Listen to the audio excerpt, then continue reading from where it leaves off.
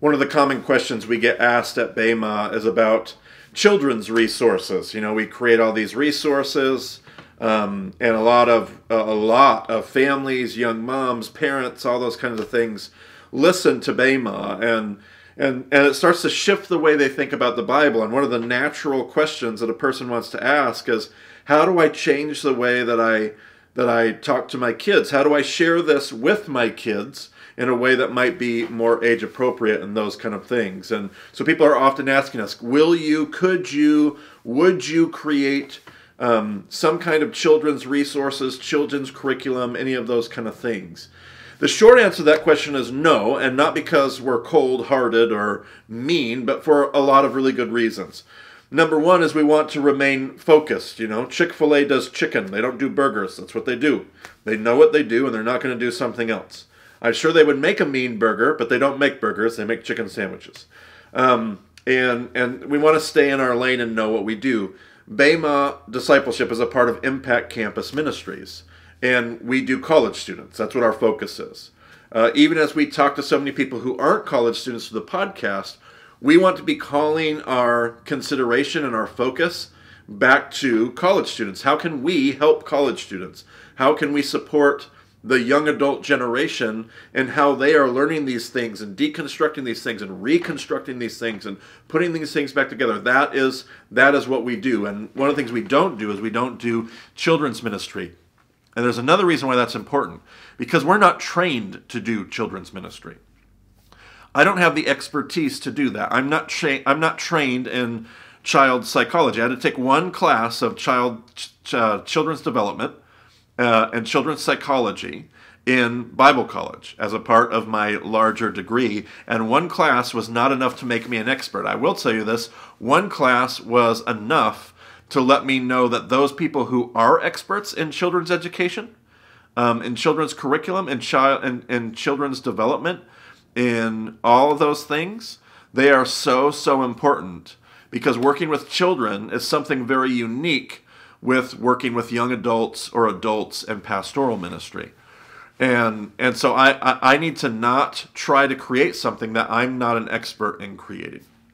So we're going to leave that for other people. So a few things that I would say in light of that.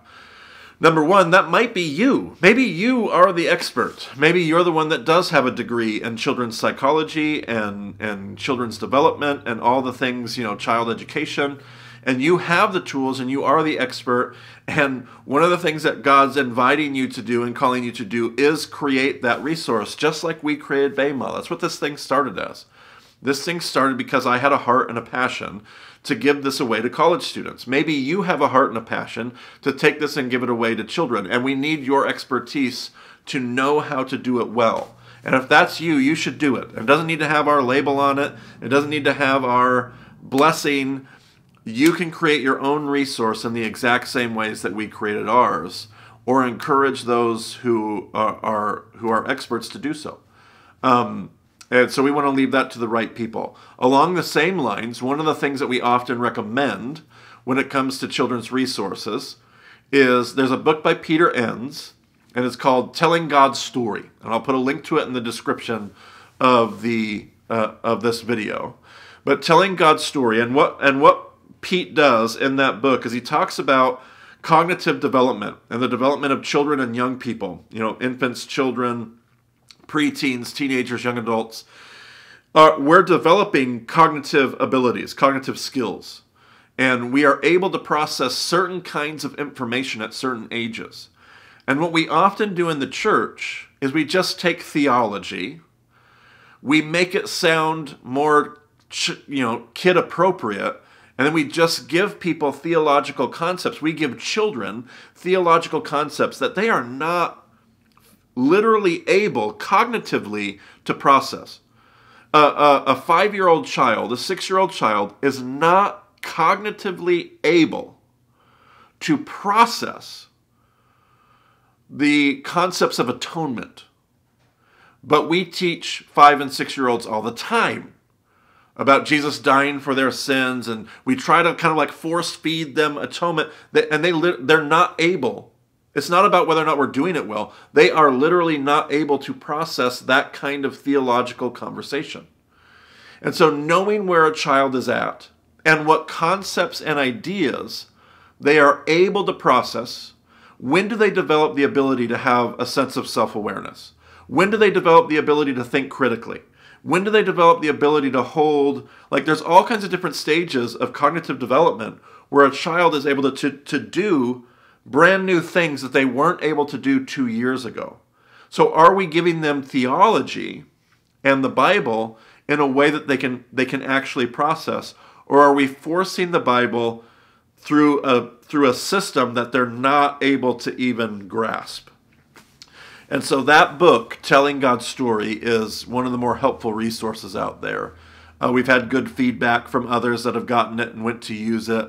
And so I'll recommend that again. And it will kind of explain, again, why our answer to this question is no. We're not going to develop children's curriculum because that's not our lane. We're not experts.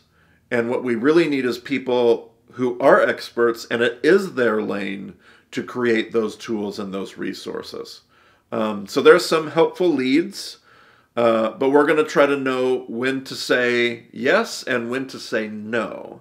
And this is one of those areas where we need to say no, because if we say yes and get it wrong, the ramifications of that could potentially be disastrous for so many people, so many young people.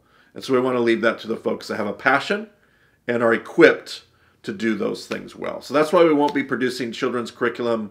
It's outside our organizational wheelhouse and outside of our expertise. But your desire to ask that question is so spot on, because it is important. It's so very important. Getting this stuff right, that we would teach children theological concepts that could potentially psychologically scar them because they're not equipped to process those things, and then have to end up kind of reworking that theology later on in life. That can be a tragedy. And so your awareness to ask that question, your desire to want to find answers to that question are spot on. We just want to make sure that we're not stepping out of bounds with what we're able to do in order to answer those. So keep pressing, keep looking, because there are great resources out there. Keep asking good questions and stewarding your children to the best of your ability, because God will do the rest of the work, okay? Do your best, and don't freak out that if you get it wrong, you're going to screw everything up forever. Just keep on going bit by bit by bit as you do your best to parent your kids, okay? God's got it. God's got you. More importantly, God has them, and we'll be okay, all right? So we'll do our best, and we'll go from there. Thanks for asking that question, and look forward to seeing you in the next video, whatever it is.